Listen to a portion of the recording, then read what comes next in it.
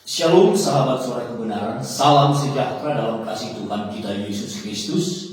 Senang kembali kita berjumpa dalam program kebenaran yang memerdekakan. Pada kesempatan ini, satu kebenaran yang ingin saya bagikan berkalian dengan lidah, berkalian dengan kata-kata. Dan saya memberi judul untuk kebenaran pada hari ini adalah sempurna menguasai lidah. Yang menjadi ayat pendukung, ayat utama kita, mari kita lihat di Yakobus pasal 3 ayat 2. Firman Tuhan berkata seperti ini, Yakobus 3 ayat 2. Sebab kita semua bersalah dalam banyak hal. Barang siapa tidak bersalah dalam perkataannya, ia adalah orang sempurna yang dapat juga mengendalikan seluruh hidupnya. Sekali lagi, sebab kita semua bersalah dalam banyak hal. Barang siapa tidak bersalah dalam perkataannya, ia adalah orang sempurna yang dapat juga mengendalikan seluruh hidupnya. Puji Tuhan. Dan mengawali perjumpaan ini tentunya saya akan nyanyikan satu pujian tulisan atau karangan pendeta Dr. Erastus Sabdono.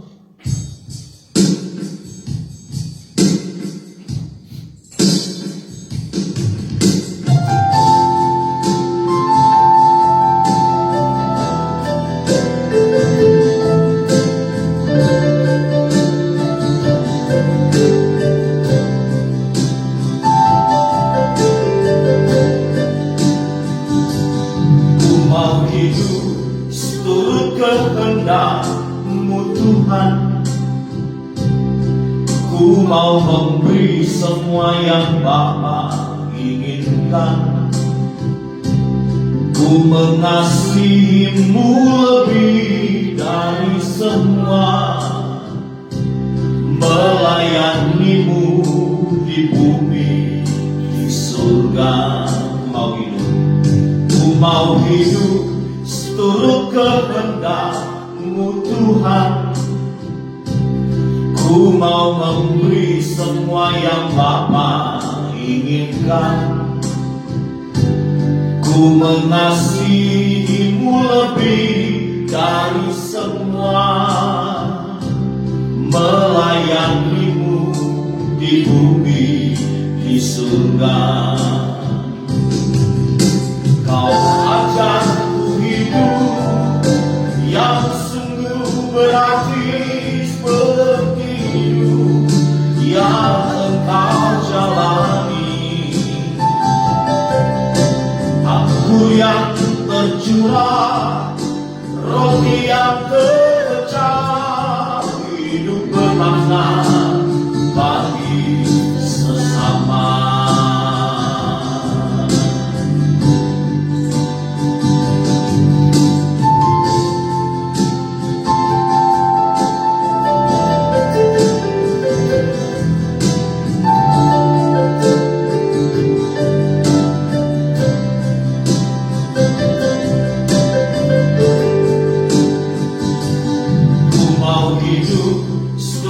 Kehendak-Mu Tuhan. Ku mau memberi semua yang Bapa inginkan. Ku mengasihimu lebih dari semua, melayanimu di bumi, di surga. Kau ajarku hidup yang sungguh berarti seperti hidup yang Engkau jalani. Aku yang tercurah, roti yang terpecah, hidup bermakna bagi sesama.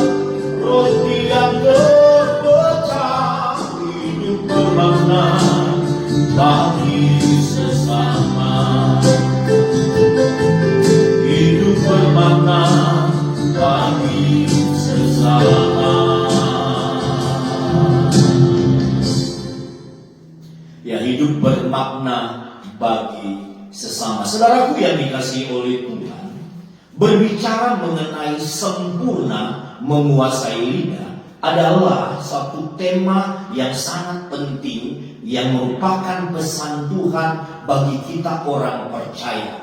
Karena saudaraku, fakta menunjukkan kepada kita bahwa ada banyak orang percaya yang tidak menjadi berkat perkataan-perkataannya. Artinya perkataan orang percaya harusnya perkataan yang memuliakan Tuhan. Tetapi pada fakta atau keadaan nyata, kenyataannya ada banyak perkataan-perkataan kita yang tidak menjadi berkat. Bahkan perkataan-perkataan kita akhirnya bukan memuliakan Tuhan, tetapi memuliakan diri kita sendiri atau memuliakan setan. Saudaraku, sempurna menguasai lidah, ada dua kata yang penting yang ingin saya jabarkan kepada kita. Yang pertama, kata sempurna. Kalau berbicara sempurna, kita melihat saudara bahwa ada banyak orang Kristen yang alergi dengan kata sempurna.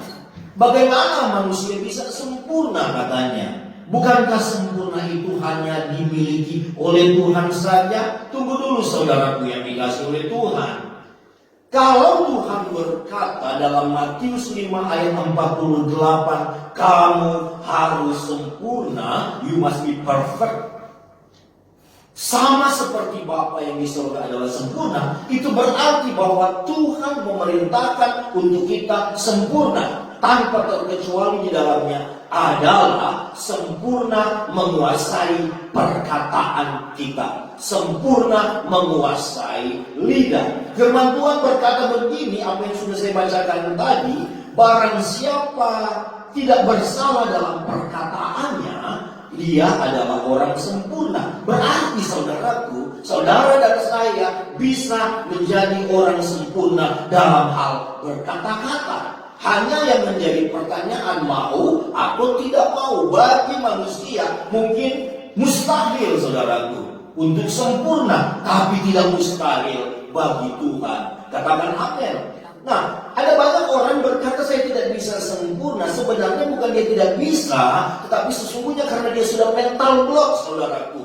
Sudah mengalami mental block. Dan ini yang dinamakan Kristen mental block. Apa itu mental block? Mental block adalah satu kondisi di mana seseorang tidak meyakini lagi dirinya, tidak percaya dirinya untuk bangkit, saudara. Ada orang berkata, memang aku sudah begini, mulut saya mulut rica-rica, mulut saya tidak bisa dipercaya. Kamu mau apa? Saya tidak bisa berubah. Sudah seperti ini dari sononya. Saudara, saya berkatakan saudara salah. Ya bagi saudara mungkin berat, memang berat.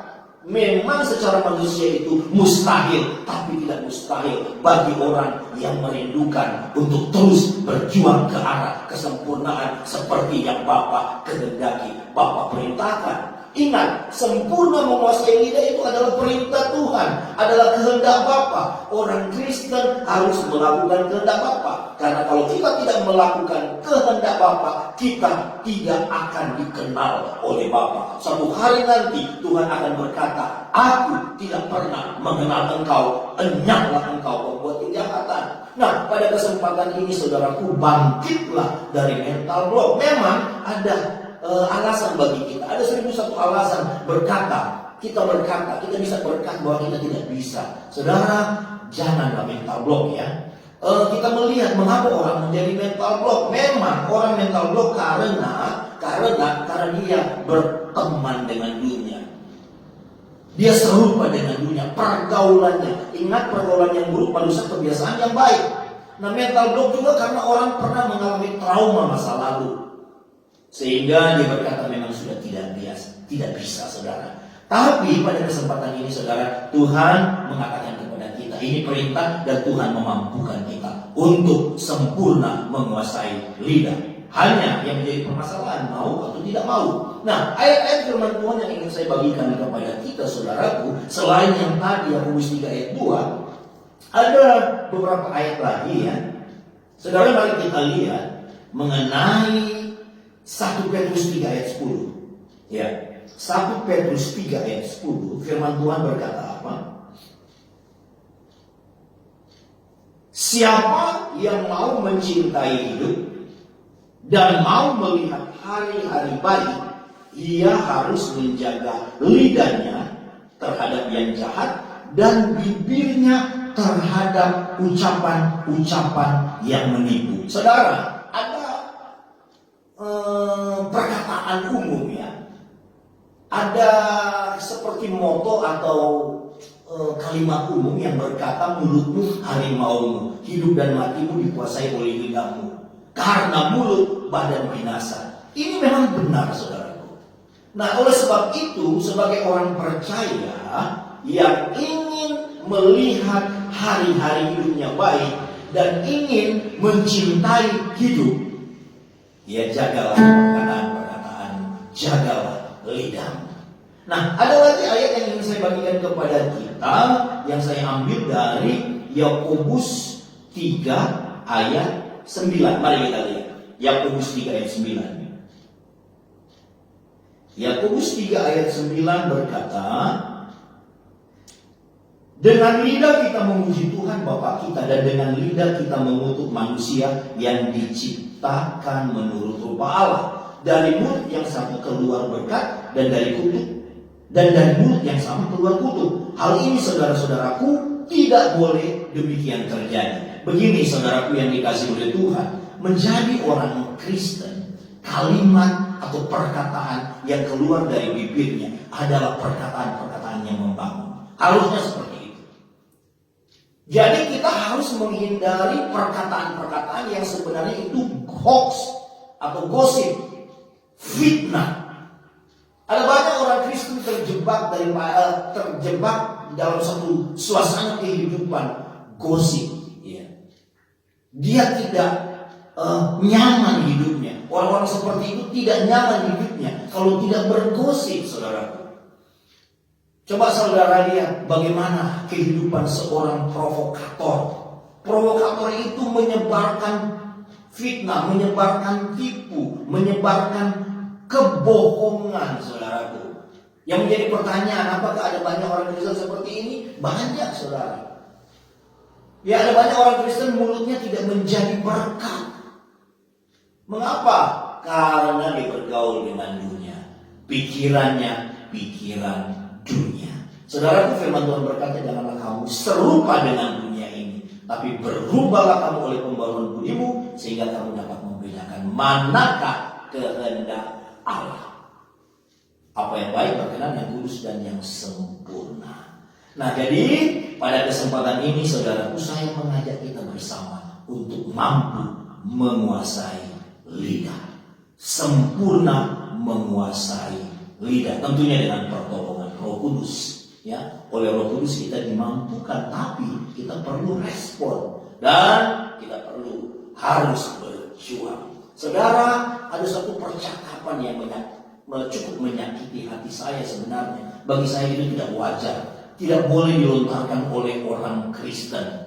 Ketika saudara kita, hari ini kena atau terinfeksi corona, ya, jangan kita langsung menghakimi dia karena itu dosa, makanya dia kena infeksi atau terinfeksi corona.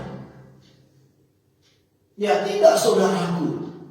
Ya, saya mau katakan bahwa orang yang terinfeksi corona itu jangan dikaitkan dengan dosa atau karena dia berbuat kesalahan makanya dia terinfeksi. Untuk terinfeksi corona, saudaraku, tidak mengenal agamamu apa, tidak mengenal suku bangsamu apa, dari mana engkau berasal, sinode apa engkau.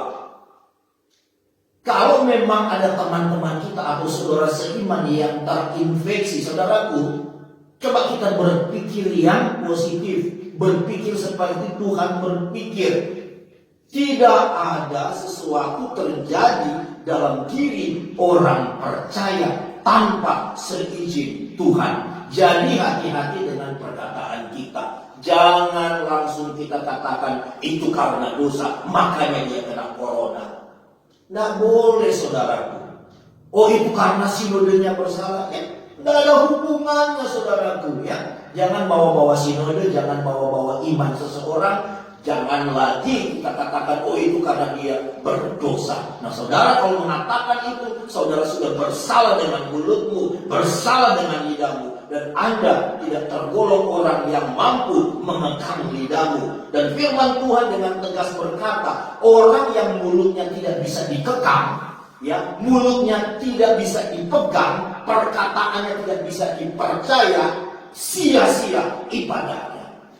Jadi sia-sia ibadahmu. Engkau berkata engkau hadir selalu dalam kebaktian.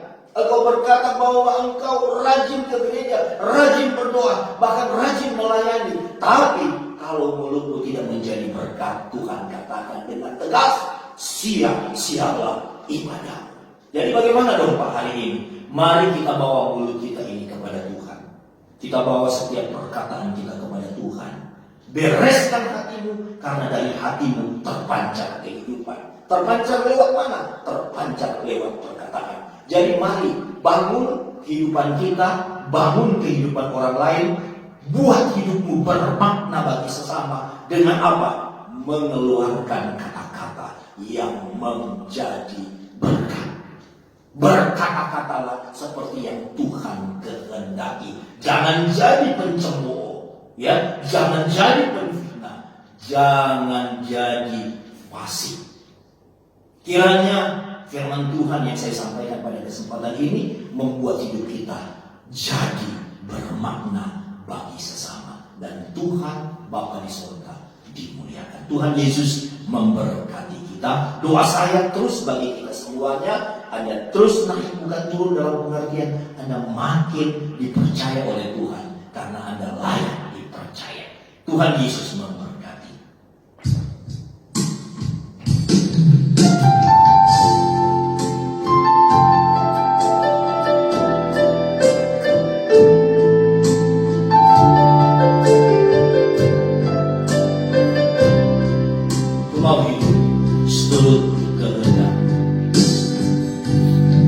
Mau hidup seturut kehendak-Mu Tuhan.